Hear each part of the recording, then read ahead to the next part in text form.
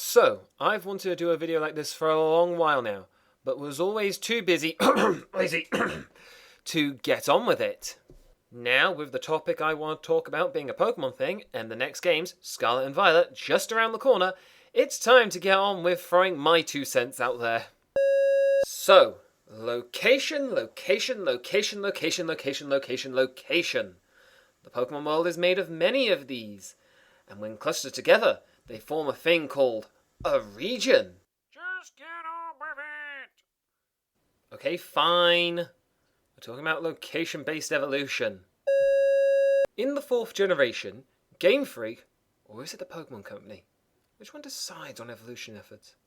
Anyway, they added 4 Pokemon evolutions that were obtained by leveling up the pre-evolution in a certain location. Eevee into Leafeon in Eterna Forest, or Glaceon on Route 217, and Magneton and Nosepass into Magnezone and Probopass on Mount Coronet.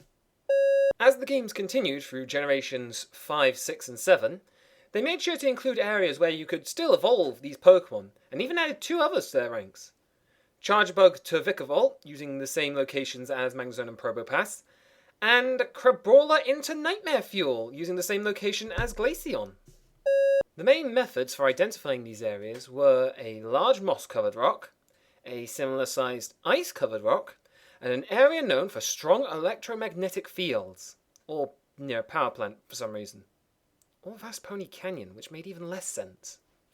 And then we move over to the 8th generation, Galar. The most British region, minus most of Wales and Scotland. So, what kind of area did they make for the location-based evolutions this time? Nothing. They changed it to use the evolution stones instead.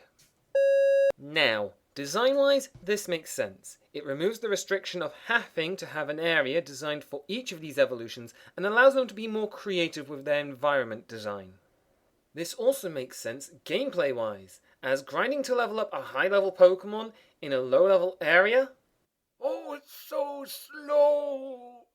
But lore-wise, it makes little to no sense, because it never worked that way before. Why does it suddenly work now? To be fair, in BDSP and Legends, they still had leveling up in those locations work for evolution, but they could still, alternatively, use the stones.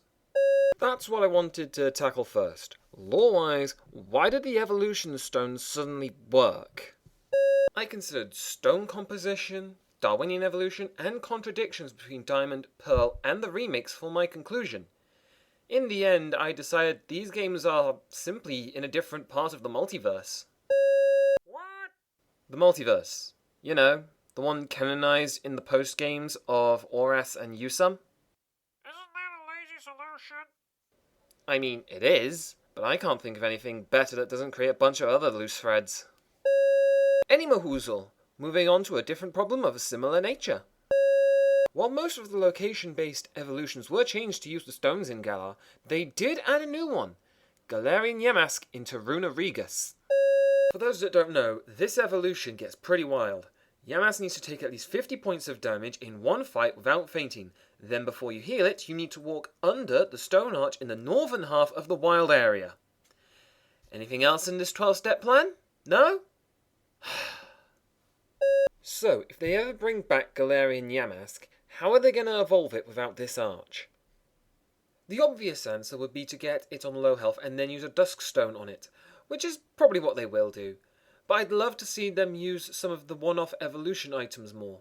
In this case, maybe the Reaper Cloth would be appropriate. But yeah, that's my 2 cents. I have no idea how to end this. So, bye.